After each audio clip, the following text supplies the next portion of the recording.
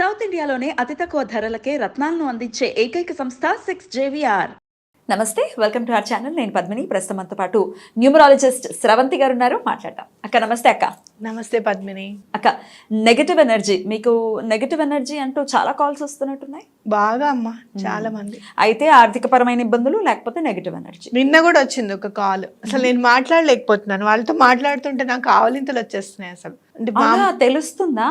తెలుస్తుంది. ఎవరైతే మెడిటేషన్ చేస్తారో వాళ్ళకి తప్పకుండా ఎవరితో మాట్లాడుతుంటే ఆవలింతలు వస్తుంటాయి. వాళ్ళ పక్కన నుంచి అలాంటి అనీజీగా అనిపిస్తుంటుంది, తలనొప్పి వస్తుంది, కళ్ళు ఇట్లా గుంజుతూ ఉంటాయి, ఉంటుంది, తప్పకుండా ఉంటుంది. అయితే నాకు ఒక కాలర్ అక్క, ఆవిడ చెప్తూనే ఉన్నారు. ఆవిడ బెంగళూరు నుంచి ఫోన్ చేశారు. నాకు రోజు ఒక బ్యాడ్ స్మెల్ వస్తుంది, నేను అది ఎక్స్పీరియన్స్ చేస్తున్నాను, నాకు వస్తుంది, ఇంట్లో ఉన్న వాళ్ళు ఎవరికి రావట్లేదు ఆ స్మెల్. గుడికి వెళ్ళినా కూడా ఇలాగే వస్తుంది స్మెల్. ఎవరో నన్ను చూస్తున్న ఫీలింగ్ ఉంది, నాకు బ్యాక్ సైడ్ నుంచి ఎవరో చూస్తున్నట్టు. ఇవంతా నెగటివ్ ఎనర్జీని అనుకోవచ్చా? అనుకోవచ్చు. బ్యాడ్ స్మెల్ ఏదైనా కానీ మన చుట్టూరా ఏదో నెగటివ్ ఎనర్జీ ఉంది అని ఖచ్చితంగా చెప్పుకోవచ్చు. అంటే చాలా మంది అంటారు సైన్స్ అని అంటారు, ఎనర్జీ కూడా సైన్స్ కి అందరిదేం కాదు కదా, అసలు అతీతమే కాదు కదా. సో ఏదో సమ్ సార్ట్ ఆఫ్ ఫీలింగ్స్ అనుకోవచ్చు. నువ్వు నీ భ్రాంతి, నీ భ్రమ అంటారు. నువ్వు అలా ఎవరు అంటారు, నీ భ్రమ, అది ఎవరు లేరు అక్కడ అని అంటారు. అది కూడా ఒక ఫీలింగే కదా. ఫీలింగే, దానికి వాల్యూ ఇవ్వాలిగా. దానికి కూడా వాల్యూ ఇవ్వాల్సిందే కదా. అంటే మనం అమ్మవారిని స్తుతించేటప్పుడు యాదేవి సర్వభూతేషు భ్రాంతి రూపేణ సంస్థిత అంటాం, అవునా కదా. అమ్మవారు పాజిటివ్ ఎనర్జీ కదా. ఎనర్జీ రెండు రకాలు ఉందని మనకు తెలుసు కదా. ఆ పాజిటివ్ ఎనర్జీ భ్రాంతి రూపంలో ఉన్నప్పుడు నెగటివ్ ఎనర్జీ కూడా భ్రాంతి రూపంలో ఉండదని ఎలా అనుకుంటాం? ఉంటుంది. అది ఎక్స్పీరియన్స్ చేసిన వాళ్ళకి తెలుస్తుంది బాధ. ఇప్పుడు ఒక్కొక్కసారి కొంతమంది కాల్ చేస్తారు, డిప్రెషన్లో ఉన్నారండి అని. కాదు, అది డిప్రెషన్ కాదు. వాళ్ళలో వాళ్ళు మాట్లాడుకుంటున్నా అంటే వాళ్ళు ఖచ్చితంగా నాకు చెప్తారు, నాకు ఎదురుగుండా ఒకళ్ళు ఉన్నారు నాతో మాట్లాడుతున్నారు.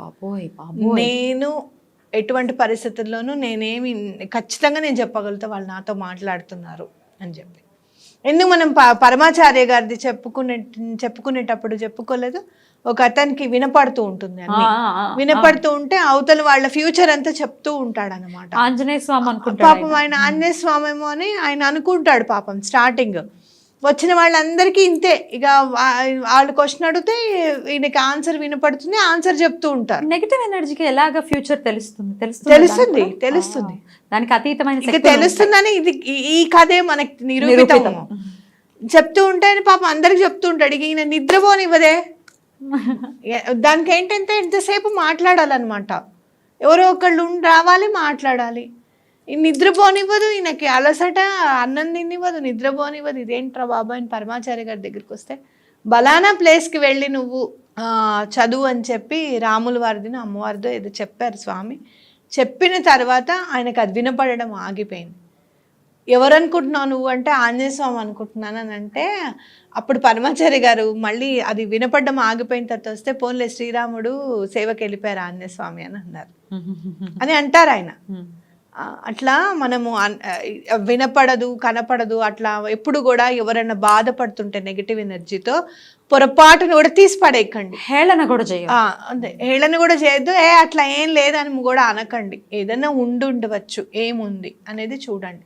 పిల్లలు ఒకటి, ఈ విషయంగానే మీరు ఏమనుకోవద్దు. పిల్లల్ని హారర్ మూవీస్ ఒకటి, పిల్లలు హారర్ మూవీస్ చూసి కూడా ఆ సబ్ కాన్షియస్ మైండ్లో ఆ భ్రాంతిలోకి వెళ్ళిపోతారు. చూపించకూడదు, వాళ్ళు ఒక్కళ్ళు కూడా చూడకూడదు. ఈ ఓటీటీలు వచ్చి, నిజంగా ఈ స్మార్ట్ టీవీలు వచ్చి, నాకు ఒక్కొక్కసారి అయితే ఏమిటో ఇంట్లో ఆటం బాంబులన్నీ ఇండ్లలో పెట్టి మనం వస్తున్నాం బయటకు అనిపిస్తుంది నాకు. మొబైల్ ఫోన్ ఒకటి, వైఫై ఒకటి, స్మార్ట్ ఫోన్ ఒకటి. నిజంగా ఇప్పుడు అసలు పిల్లల్ని పెంచడం అంటే కత్తి మీద సాము ఉన్నట్టే మనకి. సో అట్లాంటివి పిల్లలు నెగిటివ్ ఏవి కూడా మనం చూడనివ్వకూడదు. సబ్ కాన్షియస్ మైండ్కి అది చేరి అలా ప్రవర్తించిన పిల్లలు కూడా ఉన్నారు. సో అసలు నెగటివ్ ఎనర్జీ అనేది ఇంట్లో ఉండకూడదు. మనం ఎప్పటికప్పుడు క్లెన్స్ చేసుకోవాలి అనుకున్నప్పుడు నేను చెప్పే ఈ ప్రక్రియ ప్రతి మంగళవారం శుక్రవారం చేయండి. మంగళవారం శుక్రవారం ఏం లేదు, ఇట్లా చక్కగా ఒక 2 ప్రమిదలు పెట్టుకోండి. పద్మిని, మనం ఎప్పుడైనా కూడా ప్రమిదని యూజ్ చేసేటప్పుడు ప్రమిద కింద ప్రమిద ఉండాలనేది ఒకటి గుర్తుంచుకోవాలి.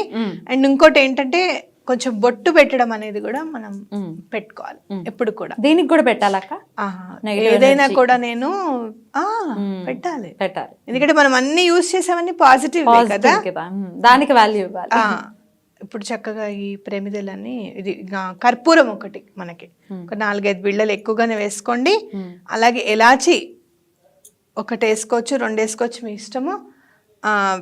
లవంగాలు, అసలు లవంగాలు ఎంత బాగా పనిచేస్తాయి అంటే నెగటివ్ ఎనర్జీ రిమూవల్కి అంత బాగా పనిచేస్తాయి అన్నమాట. సరేనా? లవంగాలు ఒక 2 వేసుకోవచ్చాక? 2 వేసుకోండి, 2 కాకపోతే 5 కూడా వేసుకోవచ్చు, పర్వాలేదు. వాసన భరించగలుగుతాం మనం అనుకున్నప్పుడు కొద్దిగా ఎక్కువ వేసినా తప్పేం లేదు. ఇప్పుడు మనం దీన్ని లివింగ్ రూమ్లో పెట్టండి, ఒక దగ్గర ఒక బల్ల వేసి పెట్టండి చక్కగా. ఇలా పెట్టేసిన తర్వాత కింద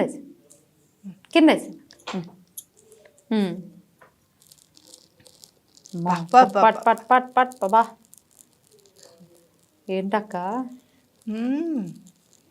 ఎండిపోయిన ఆకులో కూడా అంత అంత పట్పట్లాడుతుంది అంటే మీరు ఆలోచించండి. ఈ బిర్యానీ ఆకు కాలుస్తున్నారు? బిర్యానీ ఆకు కాలుస్తున్నాం. ఇది లివింగ్ రూమ్ లో అంటే హాల్లో కూర్చొని చేయాలా, మొత్తం ఇల్లంతా తిరిగి? అదే ఎక్కర్లేదమ్మా, అక్కర్లేదు. మీకు ఎక్కడైనా బెడ్రూమ్ లో మీకు బాగా అనిపిస్తోంది కొంచెం, ఇంకా 2-3 దండం పెట్టుకోకముందే కొండెక్కుతూ ఉంటుంది. చూడండి ఎంతసేపు వెలుగుతుందో. అంటే నెగిటివ్ ఎనర్జీ ఉంటే కూడా అలా చాలాసేపు వెలుగుతుంది. నెమ్మదిగా క్లెన్స్ చేసుకుంటూ వెళ్ళాలి కదా, అదనమాట. అది అయిపోయింది అక్క? అయిపోయింది. అయితే ఏ సమయంలో చేయొచ్చు అక్క ఈ ప్రక్రియ? మంగళవారం, శుక్రవారం ఈవినింగ్ 6 to 7 చేసుకోవచ్చు. మనం పూజ చేసుకున్న తర్వాత కూడా చేసుకోవచ్చు, తప్పేమి లేదు. రైట్. అయితే ఈ ప్రమిదల్ని పక్కకు పెట్టేసుకోవటమే బెటర్ అంటారా, లేకపోతే? అంటే నేను పక్కకి పెట్టేస్తాను, బయట పెట్టేసుకుంటాను, మళ్ళీ అవసరమైనప్పుడు అవే వాడుకుంటూ ఉంటాను. మామూలుగా పిల్లలకి దిష్టి తీసేటప్పుడు కూడా ఇంకో ప్రమిద సెపరేట్ ఉంటుంది నాకు, బయట బాల్కనీలోనే ఉంటుంది ఎప్పటికీ. అది ఎన్నాళ్ళు చేయాల్సి ఉంటుంది అక్క ఈ ప్రక్రియ? చేసుకుంటూ వెళ్ళడమే. ఇప్పుడు వారానికి ఒకసారి ఎంతో కొంత అక్యుములేట్ అవ్వకుండా ఉండదు కదా నెగిటివ్ ఎనర్జీ అనేది, చేసుకుంటూ వెళ్ళడమే. లేదు కొంచెం బానే ఉంది ఈ మధ్య కాలంలో అంటే నెలకోసారి చేసుకున్న తప్పేమీ లేదు. కానీ మంగళవారం, శుక్రవారం 2 రోజులు చేయాలా? ఒక రోజు ఏదో ఒక రోజు చేస్తే? ఏదో ఒక రోజు చేసుకుంటే చాలు, ఏదో ఒక రోజు చేసుకుంటే చాలు. అంటే ఒకటి మనం శుక్రవారం పూట వద్దు అని కొంతమందికి సెంటిమెంట్ ఉంటే కనుక మంగళవారం నాడు చేసుకోండి. ఇక్కడ శుక్రవారం అమ్మవారి పూజ అది చేసుకుంటాం కదా, సాయంత్రం కూడా అమ్మవారి పూజ చేసుకుంటాం కదా. అట్నుంచి ఆ ఊరికి ఈ ఊరు ఎంత దూరమో ఈ ఊరికి ఆ ఊరు అంతే దూరం. అట్నుంచి వచ్చే ఫోకస్ ఇటు నుంచి పెట్టాల్సి వస్తుంది. కరెక్ట్, అంతే. ఫోకస్ మరి అక్కడి నుంచి ఎక్కువ అయినప్పుడు ఇక్కడ నోరు మూసుకొని కూర్చోవడం అన్న బెటర్, చూడకుండా ఉండడం బెటర్. ఎందుకంటే ఫోకస్ ఎక్కువైంది అనుకో, తీక్షణ ఎక్కువ అయితే వాసిపోద్ది, మామూలుగా ఉండదు. కొంతమంది నాకు ఫోన్ చేసి నీకు దండం పెడతానమ్మా, నీకు సారీ అమ్మ అని చెప్పిన వాళ్ళు కూడా ఉన్నారు. రైట్ అక్క, చాలా చక్కగా ఉంది ఈ ప్రక్రియ. ఇది కనుక ఇలా చేసుకుంటే డెఫినెట్ గా నెగిటివ్ ఎనర్జీ అనేది పోతుంది. బట్ హాల్లోనే చెయ్యాలి.